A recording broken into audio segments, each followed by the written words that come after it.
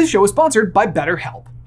Dude, you hear that? That's the sound of a breakthrough. And you can have one too when you start working with a therapist. See what therapy can do for you at betterhelp.com/super. What if I told you that Prim's reaping in the original Hunger Games was not random and instead part of a much bigger plan? Today's episode will contain spoilers for all of the Hunger Games books, including A Ballad of Songbirds and Snakes. Hey, brother! Oh man, you guys, I'll be the first to say that we do not cover Hunger Games a lot here on the Super Carlin Brothers channel, but that does not mean that we're not big fans. I personally just finished my latest pass of the series and have just been so pleasantly surprised at how much I enjoy it from start to finish, and that's including the latest installment, The Ballad of Songbirds and Snakes. That being said though, I feel like for the first time I was really starting to ask big questions about the overall narrative, like getting into the minds of the individual characters themselves. And possibly even more importantly, the deep overarching themes of the whole story. And as I worked through each installment of the series, I started to realize that all of my deepest questions all seem to be neatly tied together. All of which ultimately brought me to one really huge question. Was everything planned from the very beginning? A massive chess match being played behind the scenes by Alma Coin of District 13 and Coriolanus Snow of the Capitol. And I do mean everything, from Prim being selected at the reaping all the way up till the ultimate decision of Katniss to fire that final arrow at Coin instead of Snow. And as it stands, this story is already packed to the brim with battles, whether it's the Capitol versus the districts or the individual tributes within the arena, to the end where it's just all out war within the realm of Panem. And yet all the while it feels like every single decision, every move is meticulously crafted and played by two leaders deep in the shadows, all of whom seem to be fighting for their own version of personal glory. So today we are going to break down the whole thing from start to finish, how every single move made is meticulously crafted by either Coin or Snow. Let's do it.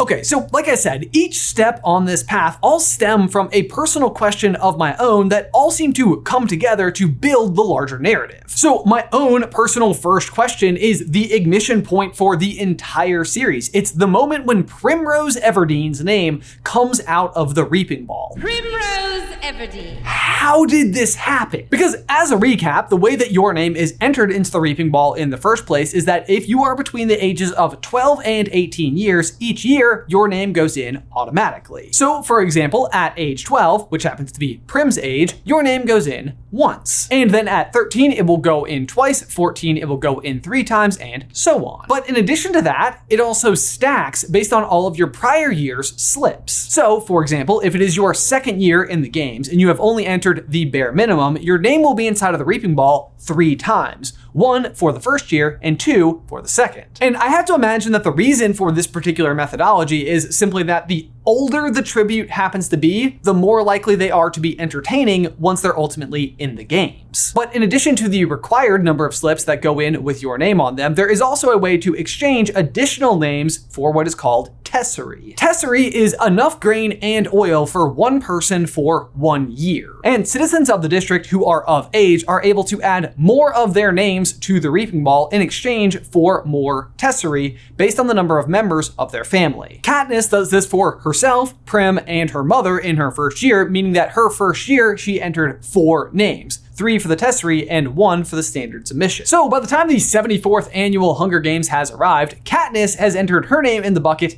20 times, and Gale, who is 18, has entered his 42. The odds are not in their favor. Meanwhile, Prim, who Katniss would not allow to take tessery, has only entered her name once. And yet, somehow, she is the one whose name comes out of the reaping ball. And you might just think, a cruel irony.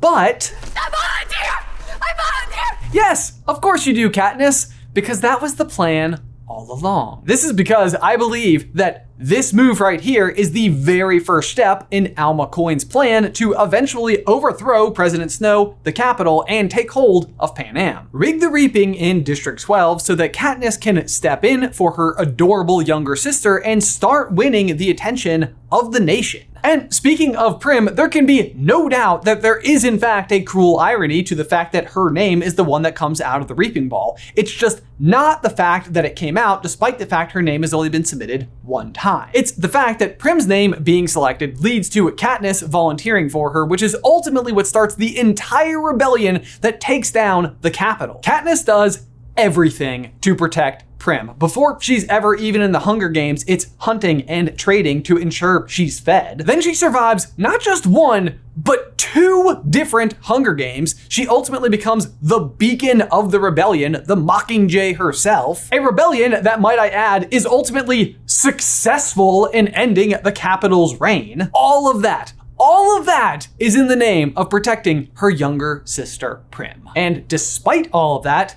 Prim still loses her life in the final battle at the Capitol. And that is the cruel irony that you were looking for. But as a result, this is where I think our theory actually begins. Prim's selection at this reaping in no way, shape, or form is random. I think it was instead an incredibly intentional and successful maneuver on the part of President Coin. And this might seem far-fetched or even unlikely, but I don't actually think it is. I think rigging the reaping is something fairly common within the Hunger Games.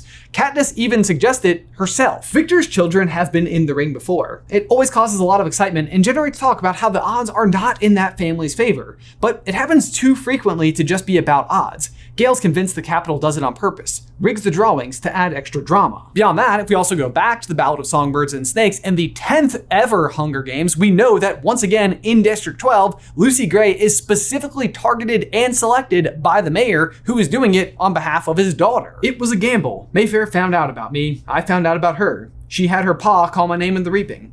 I don't know what she told him. Certainly not that Billy Tope was her flame. Something else. We're outsiders here, so it's easy to lie about us. And I think the same thing is happening here with Prim and Katniss, except in reverse. Instead of the Capitol being the one to rig the reaping to select these in particular, I think it is Coin who is working with the mayor of District 12 to get them in particular. Not to mention the mayor of District 12's daughter just so happens to be friends with Katniss, but more on her in just a second. The point I'm trying to make though is that I think Prim and Katniss have been watched for a very long time and specifically selected for this mission. Meaning the person who selected them for the mission also knew that Prim was never the target. It was always Katniss. But why Katniss, you might be asking? What could they have possibly known about this young girl that would have told them she was their best shot? Well, we know inside of the Hunger Games itself, your every single move is being watched. And Katniss knows this instinctively. Inside of the games, it's probably her greatest skill. It allows her to read any given situation and also just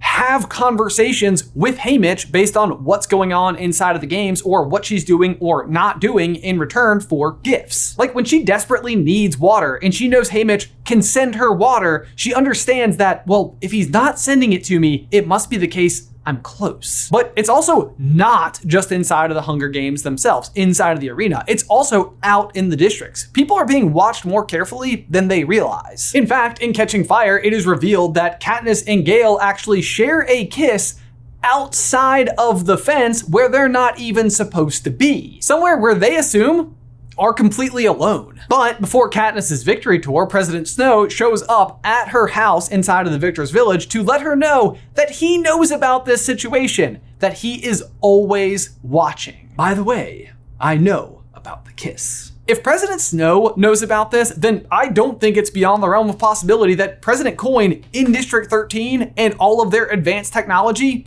does as well. And this means that she too could have been watching and waiting for her perfect candidate, the perfect person to set all of the events in motion. And what she found was Katniss. I mean, heck, even geographically, it kind of makes sense that it would specifically be District 12 where they would choose their champion from. Because sure, maybe District 13 isn't able to monitor the entire nation all at once, but District 12 is their closest neighbor. We already know that District 12 seems to have lessened security relative to some of the other districts in the nation, and again, with the proximity in mind, it is very likely they would be the easiest ones to eavesdrop on. Not to mention, honing in on specifically a female candidate from District 12 in particular has some other very significant non-geographic based advantages, but we'll talk about that more in a minute. In any case, Coin settles in on Katniss, who against all odds has actually managed to develop quite a skill with a bow and arrow in order to feed her family, which shows her dedication to her family for one, but it's also something unique about her that might give her a fighting chance inside of the arena. And she's also the one who spends all of her time with Gale in particular out beyond the fence where they're not supposed to be, where Gale constantly talks about his hatred of the Capitol. And she's the one who can easily and immediately win the hearts of everyone in the country when she steps in to protect her younger sister. Because that's the thing you have to remember. Before it's the whole Katniss and Peeta star-crossed lovers from District 12 thing, Katniss is the girl defending her younger sister, the underdog from District 12, the one who has somehow managed to scrape together an ability with a bow and arrow. From Coin's perspective, she literally could not have found a better candidate for this job. So Prim's name is called so Katniss can volunteer. But before Katniss can board the train to go to the Capitol, she is left inside of a building to say goodbye to her loved ones, her mom, her sister, and Gale. Less usual, however, is the appearance of Madge, the mayor's daughter, who, wouldn't you know it, happens to be the only other girl in all of District 12 who happens to be Katniss's friend. Sort of. But this is a particularly huge part of the story because this is the moment when Madge gives Katniss the mockingjay pin, which ultimately goes on to be the symbol of the entire rebellion. Coincidence? I mean, maybe, but also I'm thinking probably not. Not that necessarily Madge in particular at this age is already part of the rebellion, but I think it's pretty likely that her father, the mayor, is. In fact, he could even be the one who suggests that Madge give Katniss this particular pin. Because the more that you learn about the Mockingjay and Snow in particular's relationship with this particular bird, it starts to make a lot of sense. Because, as a refresher, mockingjays shouldn't, or rather, should I say, didn't exist. They are instead the byproduct of the Capitol-created mutts, jabberjays, birds that had been specifically designed to record and recall specific bits of information that they heard. Unfortunately though, for the Capitol, the Jabberjay project completely and utterly backfires. Because they were originally created to spy on rebels before the first ever Hunger Games had ever taken place during the First War, except the rebels at that time discovered what they were and were sending them back with false information. And this failed experiment was essentially just left to die out in nature because all of the Jabberjays that had ever been released were all male. They weren't supposed to be able to reproduce. But by some miracle, they were actually able to mate with just native mockingbirds, creating a whole new species, mockingjays. And so just their accidental existence at all is thumbing its nose at the Capitol. Proof that there is something out there that they simply can't control. On top of that though, President Snow himself has a hatred for these birds long before Katniss has ever embodied it. He first encounters one as a youth when he is working as a peacekeeper in District 12 and immediately hates them. A black bird slightly larger than Jabberjays suddenly opened its wing to reveal two patches of dazzling white as it lifted its beak in song. Coriolanus felt sure he'd spotted his first mockingjay and he disliked the thing on sight. And so I know what you're thinking, okay, so he hated them, but how on earth would Coin know this particular piece of information about him? And the answer to that, I think, best lies at the mysterious ending of The Ballad of Songbirds and Snakes, where Lucy Gray's fate is kind of unknown. Does she ultimately survive this final encounter with Snow? The book honestly leaves it pretty open for interpretation, much like the character of Lucy Gray's own namesake in The Ballad of Lucy Gray, which, in case you don't remember, is a story by a girl of the same name who gets lost in, wait for it, snow. And the question as to whether or not her ghost is still out there is just left up for debate. How poetic, which is fitting because it's a poem. Unbeknownst though to both Lucy Gray and Snow in this particular scene, the way in which they are exiting District 12 has them headed directly for District 13. So the question is, does Lucy Gray make it? And I think the answer to that question is yes. And I think that she arrived with all of the information you might need to take down Coriolanus Snow. Heck, we even learn Snow's own fatal flaw in the opening chapter of A Ballad of Songbirds and Snakes. His mind could fixate on a problem like that, anything really, and not let go, as if controlling one element of his world would keep him from ruin. It was a bad habit that blinded him to other things that could harm him. A tendency towards obsession was hardwired into his brain, and would likely be his undoing if he couldn't learn to outsmart it. And what better way to distract Snow than with a mockingjay in the form of a female District 12 tribute, Lucy Gray reborn. Because even Lucy Gray herself is a mockingjay. She's there by accident. And what I mean by that is she's a member of the Covey, a nomadic troupe of performing travelers who just end up in District 12. Therefore, just like the birds, she is neither capital nor district. And just like the birds, she can sing. So if Coin can find someone as distracting as Lucy Gray and brand her as the mockingjay, it's the ultimate distraction against Snow. And the cherry on top is the star-crossed lovers routine between Katniss and Peeta. If you know Snow's history at all, there's no way in the world he's not going to see the similarities between Lucy Gray and Katniss. Her and Peeta's story is just too similar to his own. In fact, I even think it's incredibly likely that this is how President Snow knows that Katniss is not in love with Peeta, because Snow himself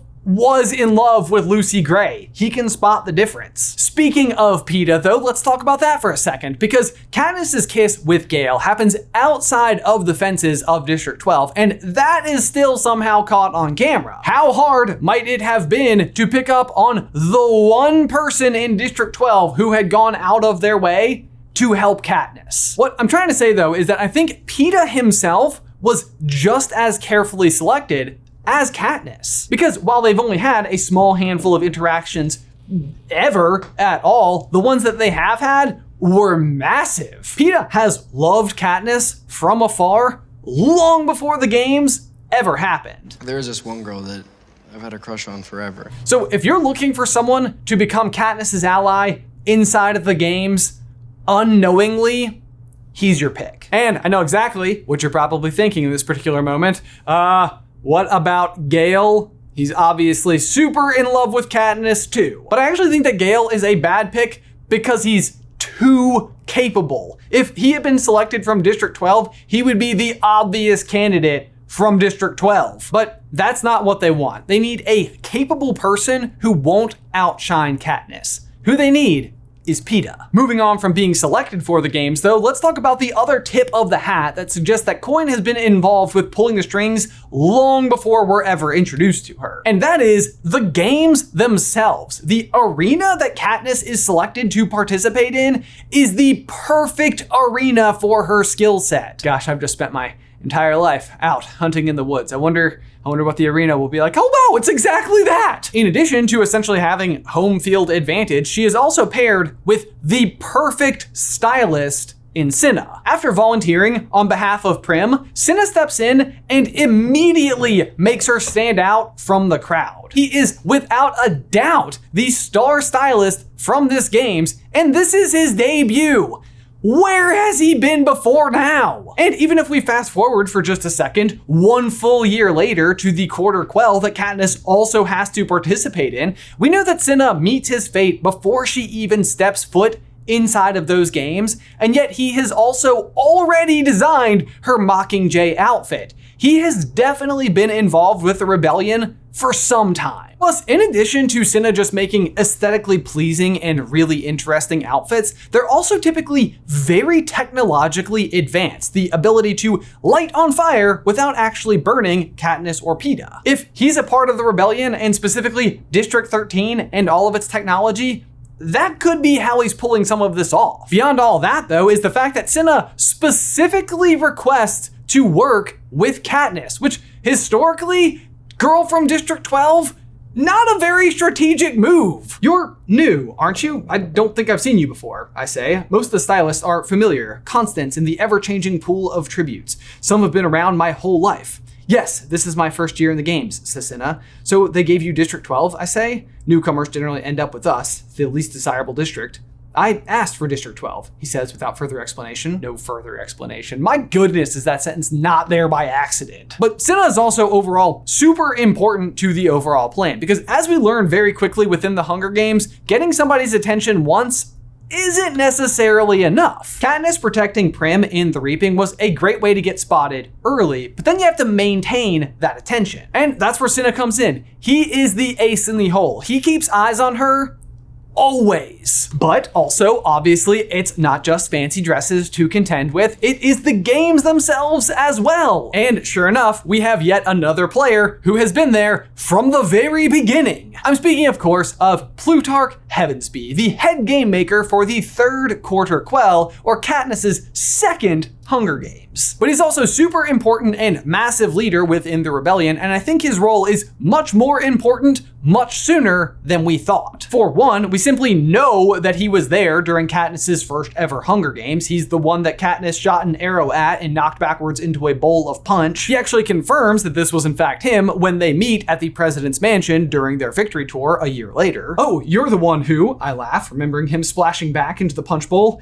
Yes, and you'll be pleased to know I've never recovered, says Plutarch. But this isn't the only bit of information that Plutarch reveals during this particular exchange. The other is that each of the respective games that the audience is watching each year has been in production for a long time. Oh yes, well, they've been in the works for years, of course. Arenas aren't built in a day, but the, shall we say, flavor of the games is being determined now. Believe it or not, I've got a strategy meeting tonight. We eventually learned that Plutarch is speaking in all sorts of codes here and trying a little bit to help Katniss know some details about the arena for the third Quarter Quell. But what it also tells me is that if Plutarch was a game maker during Katniss's first ever games, then it stands to reason that he has been there long enough to know which arena was going to be happening when. So what I think happened is that at least some years in advance, Coin and Plutarch were able to identify Katniss as their ultimate candidate. And they knew that the year that Prim was going to enter the Reaping was the year to strike, which also means that for years in advance, Plutarch could have been pulling strings behind the scenes to make sure that this arena was used on this particular year. Granted, and to be fair, he is not the head game maker for this particular games, but he is basically the head of propaganda and therefore knows a thing or two about manipulation. So something tells me it wasn't that hard to convince Seneca Crane to use this particular arena. All that being said, if Plutarch was capable of swaying any other factor, it may be a role very similar to Cinna's, keeping Katniss as the center of the conversation before the games. And as a game maker, he is able to ensure that Katniss receives a sky-high 11 going into the games. So before ever even stepping foot in the games, Katniss has volunteered for her adorable younger sister, has Peeta, a boy who is actively and genuinely in love with her as her fellow tribute, Cinna, who absolutely blows the competition away as her stylist, the highest game maker score of any tribute, and slated for games very tuned for her specific set of skills. From her point of view, this is all random, but like, oh my gosh, if it is, because a lot of things outside of her control seem to be going a long way towards giving her the best possible shot in there. I think at that point is when the locus of control shifts over to Katniss herself. All they can do is give her a fighting chance. From there, she has to win on her own. But after all, she is fighting for her life. But honestly, I'm not even sure it necessarily matters if she wins. That is the very Alma Coin part of it. Katniss winning is of course the best case scenario, but it's not the only available good outcome. So again, ideal scenario, Katniss wins, which likely means Peeta dies. And from there, everyone rallies behind the girl who lost the boy she loves to the games. But even if Katniss herself dies inside of the games, that story is still in play. She's maybe not the actual symbol of the rebellion yet, the mockingjay, but they have also made her incredibly desirable, someone to root for. They have forced the Capitol to kill star-crossed lovers. Not a good way to make friends. So even if she does die, she becomes a martyr and rallying point for the rebellion. And hey, outside chance just Peeta wins. That's not bad, right? There is no doubt, though, that the plan also hinges on many unknown variables as well. For example, Katniss could just simply be killed during the opening bloodbath, and all of a sudden you've got years of planning just down the drain. Fortunately for them, though, Katniss sort of unwittingly ends up being a pretty spectacular soldier. Though it must be said that a lot of her success comes from the plotline that was specifically laid out for her, specifically falling in love with Peeta. But she still forms an alliance with Rue all on her own, reads lots of the signs, takes down several tributes, and is able to get out with Peeta thanks to the trick with the berries. It's honestly more than the rebellion ever could have asked for. Even inside of the games, though, it still feels like Plutarch could be steering the ship a little bit. I mean, for example, the advent of the rule that allows for 2 tributes to exit if they're from the same district. I mean, it's very specific, and so obviously meant for Katniss and Peeta in particular. Other tributes could have benefited from this particular rule, but it immediately sets Katniss on track to find Peeta and re-spark the romance angle. Plus, beyond that, what a crazy rule change, am I right? Like 73 of these things have happened and this is the first time? Doesn't exactly feel like a coincidence, especially when you consider the fact that one of the game makers is a revolutionary. And guys, we need to take a quick pause right here to give a huge thank you to today's sponsor, Bespoke Post. Guys, of all the packages that are left on my front door throughout the month, I have got to say the Box of Awesome from Bespoke Post is always my favorite. You guys probably know this about me at this point in time, but I have been a subscriber of Bespoke Post long before they were ever a sponsor of the show. And it's because every box is just packed with unique and fun gear that is sourced from small businesses. Another thing you could have picked up about me at this point is that I also am one for adventure, which is why I recently loved my Explore box. It comes with a really great backpack that can pack down super small, and my pro tip there is to bring that with you in your suitcase when traveling, fill it with goodies wherever you are, fill it up, and then bring it back with you on your trip home. It also comes with a great water bottle and a headlamp, which by the way, if you don't keep a headlamp with you, just like in your car or wherever you are about in the world, it is so convenient and handy, and you never know when you're gonna need it. When you've got it, it's the best. Speaking of adventure though, I am so excited because next month I am going to one of my favorite places in the world for an entire week. I will be on the lake, which is why I ordered the Jam box, which comes with a waterproof Bluetooth speaker. The point is, you just never really know just how useful the gear that you can get from Bespoke Post will ultimately end up being. And so if you're unsure on where to start, I highly recommend you just take their quiz over at boxofawesome.com, and it'll guide you towards the best boxes for your lifestyle. Each box is valued at about $70 a piece and comes in at a fraction of that rate. It is free to sign up and you can skip, pause, or cancel at any time. Plus, you can get 20% off your first monthly box when you sign up at boxofawesome.com and use promo code SUPER at checkout. Again, that's going to be boxofawesome.com, promo code SUPER for 20% off your first box. One last time, boxofawesome.com, promo code SUPER, link in the description down below. But from there, we'll move on from the first Hunger Games and on to Catching Fire and the third Quarter Quell. This part of the story becomes a lot easier to cover because we just simply know that all of the key players are actively involved in the rebellion. That is the plot of this book. That being said though, all of those players and their plans hinge on Katniss, who does not know she's part of the plan. She is just kept in the dark through all of it, to her own dismay. But it is important to point out that Katniss's lack of realization that there is a plan doesn't mean that there was one. Wasn't one? You get it. The really big question for this one is how and when the flavor, as Plutarch puts it, of the 75th Hunger Games was determined, and even more importantly, by who? What we know in advance of heading into a Quarter Quell is that long in advance, the flavor of these games was determined, a unique spin, if you will. Whoever devised the Quarter Quell system had prepared for centuries of Hunger Games. The president removes an envelope clearly marked with a 75, he runs his finger under the flap and pulls out a small square of paper. Without hesitation, he reads, "On the 75th anniversary, as a reminder to the rebels that even the strongest among them cannot overcome the power of the capital, the male and female tributes will be reaped from the existing pool of victors." The first Quarter Quell, as a reminder, required members of the districts to vote on which of their populace would be subjected to the games, essentially forcing the families of the districts themselves to decide which of their neighbors was going to be sent off to fight for their life. The second quarter quell, and the one that's actually won by Haymitch, requires the districts to send twice the number of tributes. And lastly, of course, the third quell is reaping tributes from the existing pool of victors. The when question spawns because this is a very specific and unfortunate set of events for Katniss in particular. Had she not won literally the year prior, there would not have been a female victor from District 12 who was still alive. But the story, or more specifically, the Capitol, would like you to believe that this is just another unfortunate coincidence. These cards were written over 75 years ago. What timing! May the odds be ever in your favor. Is that what actually happened, or is this a move on the Capitol's part to try to stomp out the spark that Katniss ignited last year in the prior games? Or even more recently than that, Peeta and Katniss's actions on the Victory Tour, which caused a fair amount of mayhem. By this point, even we, the audience, know that uprisings are happening in the districts and that Katniss is the symbol of the rebellion.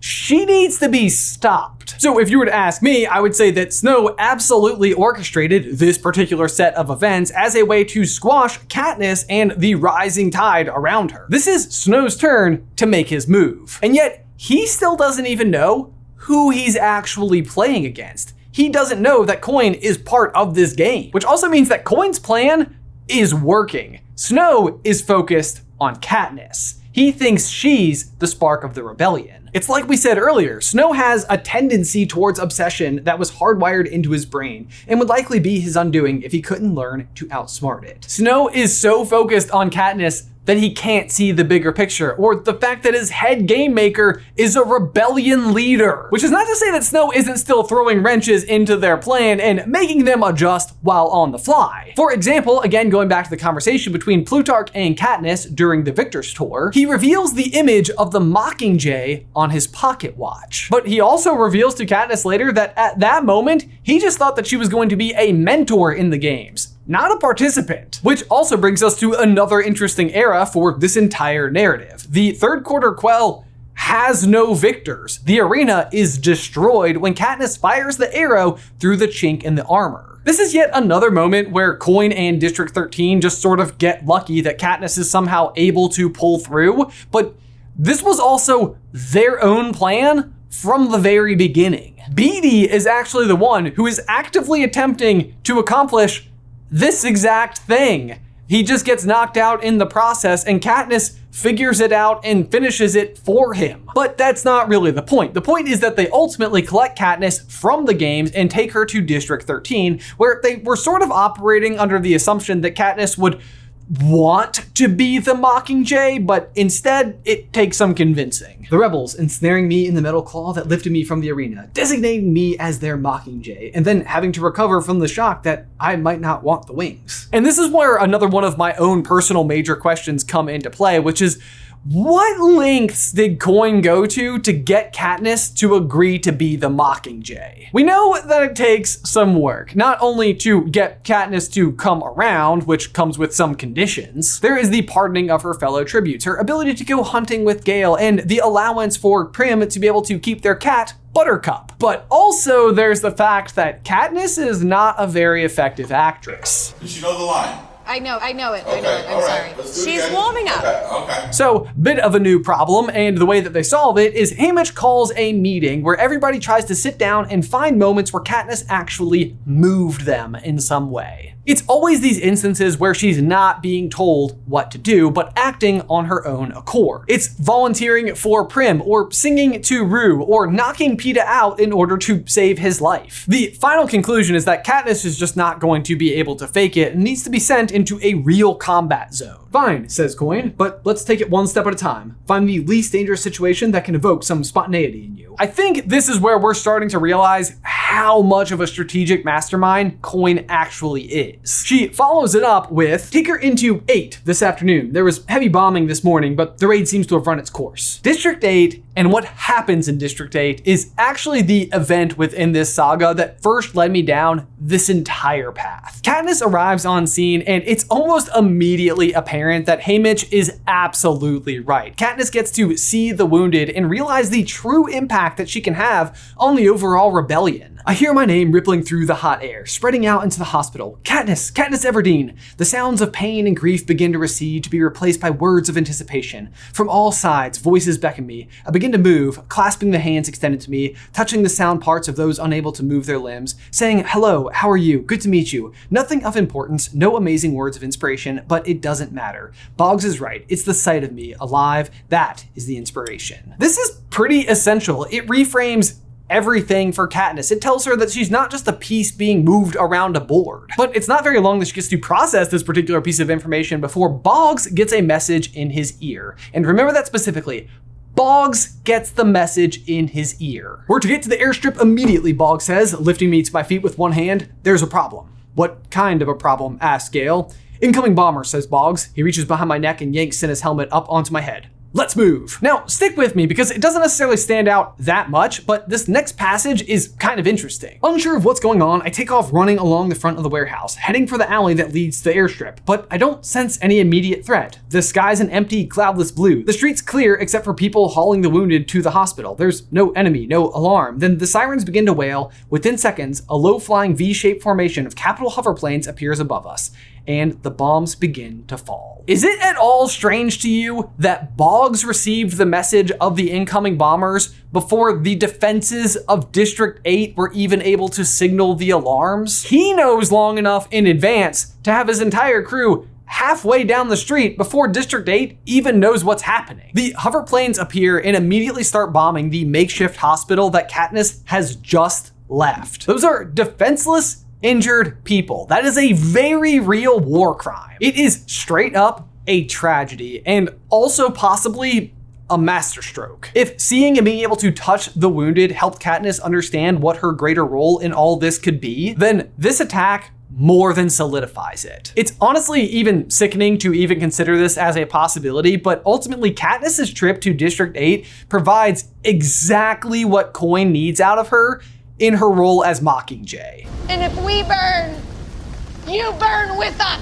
Which sadly led me to wonder, is that because this is exactly what Coin intended? Go back, if you will, to that moment again where Haymitch is having the meeting about all of Katniss's best moments, volunteering for Prim, singing to Rue, and saving Peeta. He asks what they all have in common, and Gale responds, "They were all Katniss's," says Gale quietly. "No one told her what to do or say." It's true, but also maybe not the same takeaway that President Coin has inside of this meeting. Instead, she's one step ahead of an observation Gale himself is yet to make. It's not until a little while later when Peeta has been rescued from the capital and returned to District 13, and Katniss has been relocated to District 2 when Gale finally arrives on the scene. "I saw Peeta yesterday, through the glass. What'd you think?" I ask.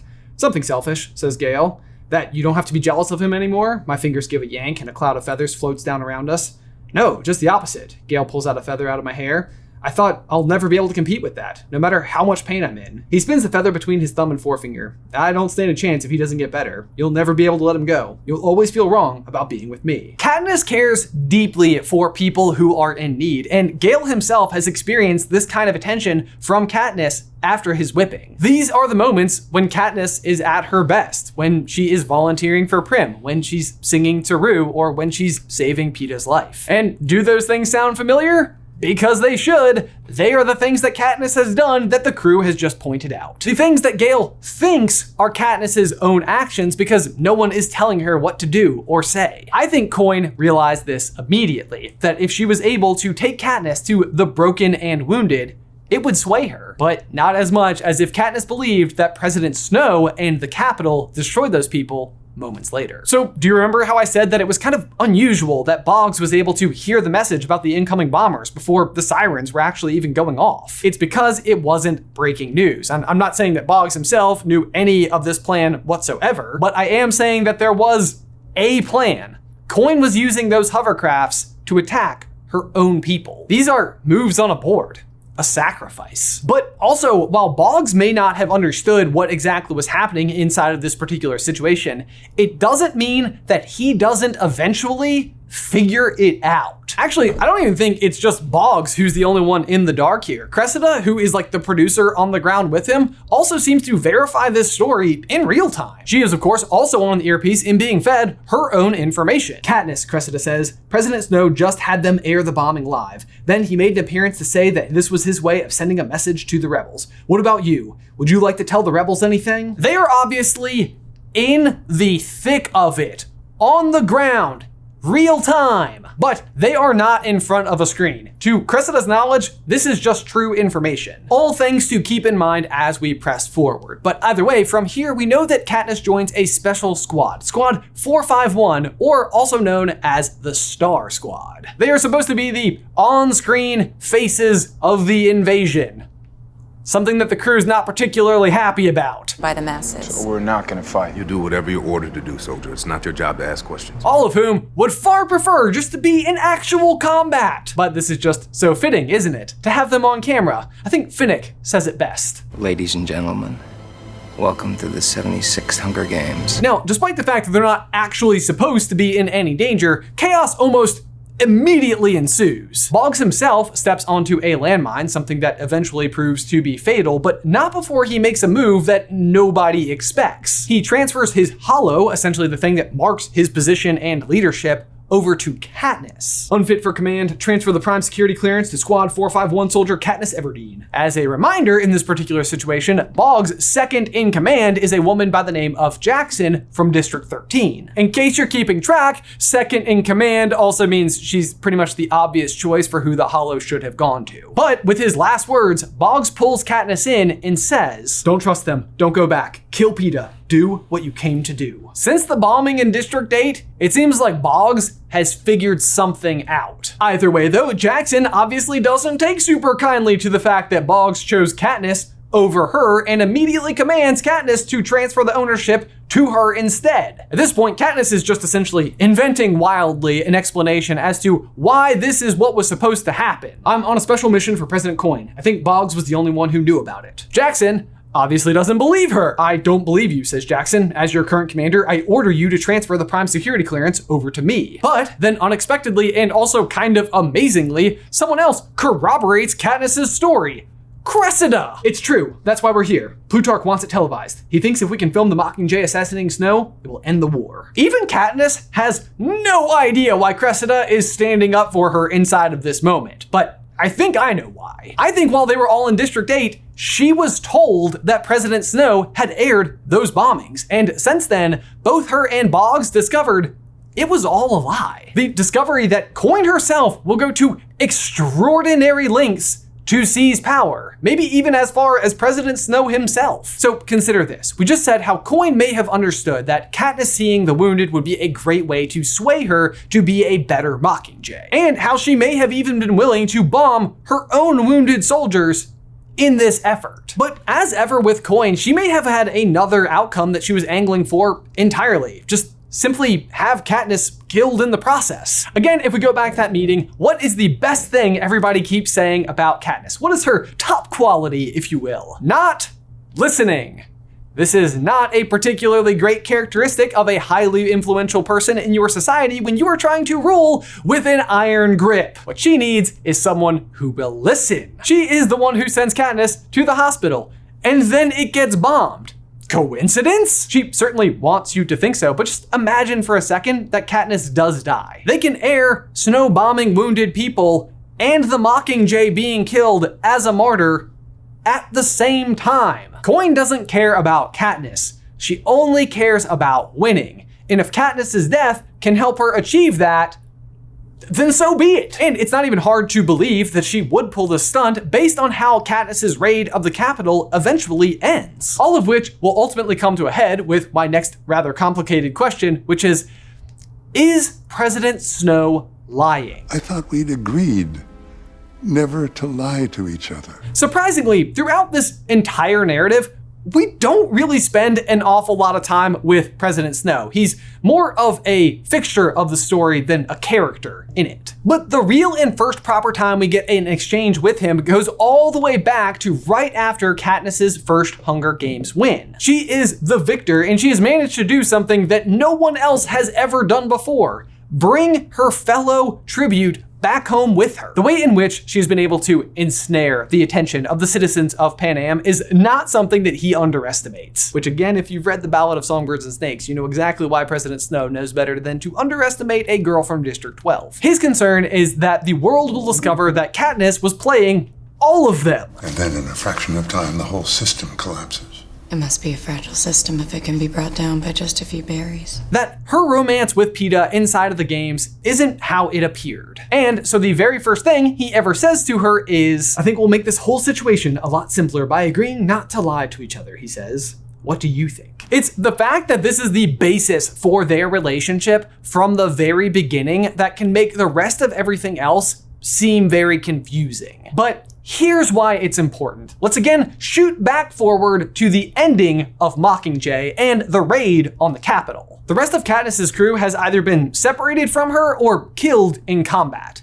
She is alone. She's in front of the president's mansion where a group of children has been enclosed in a barricade and surrounded by peacekeepers. It's almost even too sad to describe, but once again, hovercrafts appear with the Capitol seal on the side and drop parachutes, just like in the Hunger Games. These, by the children, recognize the parachutes and believe them to be food or medicine or aid, but they're not. A wave of bombs goes off, and even the surrounding peacekeepers seem very surprised. I can tell the peacekeepers didn't know that this was coming by the way they are yanking away the barricades, making a path to the children. Another flock of white uniforms sweeps into the opening, but these aren't peacekeepers, they're medics. Rebel medics. This is obviously the moment where Katniss spots Prim running directly into the fray as a medic. Then I am pushing through the crowd just as I did before, trying to shout her name above the roar. I'm almost there, almost to the barricade, when I think she hears me, because for just a moment she catches sight of me, her lips form my name, and that's when the rest of the parachutes go off. It's really just never not sad. And in a lot of ways, that's all that matters. But this is the day that the Capitol ultimately falls and President Coin becomes the new leader of Panem. So again, I go back to the question, is President Snow lying to Katniss? After all, he's been the primary adversary of the entire story, the key villain, if you will. He's the symbol of everything that's wrong with the Capitol and the way that this world works. The same Capitol, which is of course known for the Hunger Games, aka sending in children to kill each other as a way to keep the districts in control. And after this attack in front of the president's mansion, Katniss doesn't speak for weeks on end until she accidentally encounters President Snow in his quarters, or the Rose Garden. And I'll be honest and say, I've never really known exactly how to interpret this particular exchange. Like, we know that Snow is a snake. Like, is he still just playing Katniss all the way up to the end? There are so many things we should discuss, but I have a feeling your visit will be brief. So first things first. He begins to cough, and when he removes the handkerchief from his mouth, it's redder.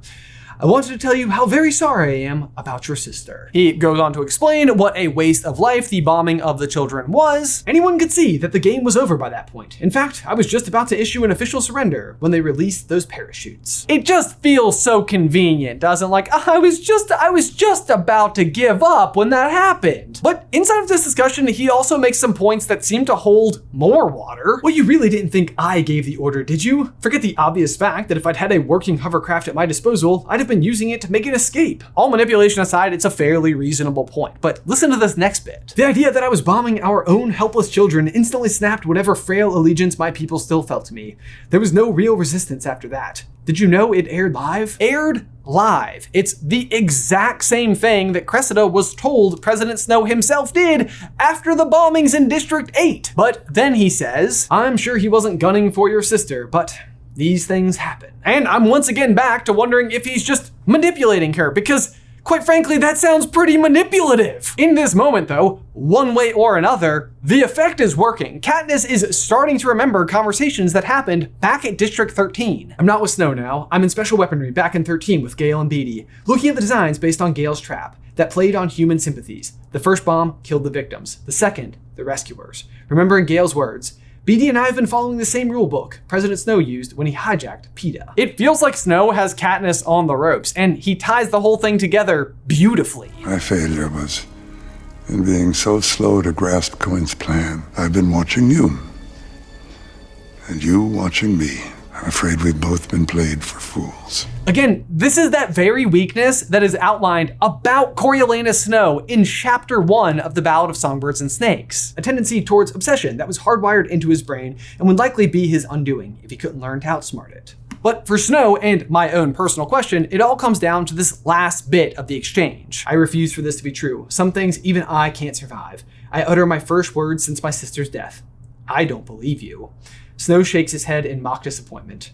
Oh, my dear Miss Everdeen, I thought we had agreed not to lie to each other. How is this to be interpreted? Is Snow referring to some type of absolute truth about himself here? Essentially saying something along the lines of like, I may be cruel, but I do not lie. Or is he accusing Katniss of lying? Like she says, I don't believe you. And he's saying, yeah, you do. One way or another though, this exchange has an impact. When it all comes down to it, Katniss has walked out for the execution of this man who has wreaked havoc on her life. And she has one single arrow in her quiver. She knocks it, and the point of my arrow shifts upward. I release the string, and President Coin collapses over the side of the balcony and plunges to the ground, dead. Through the stunned crowd, Katniss can only hear one thing. Snow's laughter, an awful gurgling cackle accompanied by an eruption of foamy blood. When the coughing begins, I see him bend forward, spewing out his life until the guards block him from my sight. His laughter here, to me, has always been the ultimate kicker. Snow knows that there is no way he's making it out of this situation. He is at the end of his road. Even if he's not executed here, his health is not good, and he is completely surrounded by adversaries. So was this last act of his just a stab at being able to control one last thing? Like, Coin may have taken him and his capital down, but he could still go down swinging, still land that last final blow just through his considerable cunning. But I personally think that telling the truth is an absolute about his character. He's not lying. Coin bombed her own people and Prim in the process. And again, going back to District 8, I don't even think this is the first time she's done it, because she's just as cruel as Snow. And the real nail in the coffin that she did have something to do with this final bombings must come down to the fact that she is proposing one last Hunger Games. In lieu of these barbaric executions, we hold a symbolic Hunger Games. For the record, a completely terrible idea, and yet Katniss agrees to it? Why? If you will recall, this decision is left in the hands of the few remaining victors of the past Hunger Games. Beetee, Peeta, and Annie all correctly oppose this idea. Joanna and Enobaria are both for it, so it comes down to Katniss and Haymitch. I weigh my options carefully, think everything through, keeping my eyes on the rose. I say, I vote yes for Prim. Haymitch, it's up to you, says Coin. A furious Peeta hammers Haymitch with the atrocity he could become party to, but I can feel Haymitch watching me. This is the moment then, when we find out exactly just how alike we are, and how much he truly understands me. In case this isn't clear, Katniss isn't for this final Hunger Games at all. What she realizes inside of this moment is that Coin's suggestion of another Hunger Games at all makes her just as bad as Snow. That she could be capable of sacrificing others' lives in order to achieve her own goals. That she may bomb her own wounded to sway the opinion of one person or an entire pen full of children to end the war. That she would hold the very games they have all fought to destroy. It's proof that Alma and Snow are simply different sides of the same coin. So again, Katniss was never for this last Hunger Games. She just needed to agree long enough to be given the opportunity to fire the last arrow at her final enemy, which Coin tells her is Snow, but Katniss is always at her best when she's not following orders. Guys, as always, be sure to let me know, what do you think of this particular theory, and what do you think about us covering the Hunger Games? It's a story that I actually do truly love. Be sure to let us know in the towel section down below. But in the meantime, if you have been comfortably sitting in a chair watching this entire video and you would like some more long form content from us, you can check out this video right here, which outlines the entire Pixar theory up through 2022, or this video right here, which we call Dumbledore's Big Plan, and proves how Dumbledore had been pulling the strings all throughout Harry's career in the wizarding world. Otherwise, guys, until next time, bye!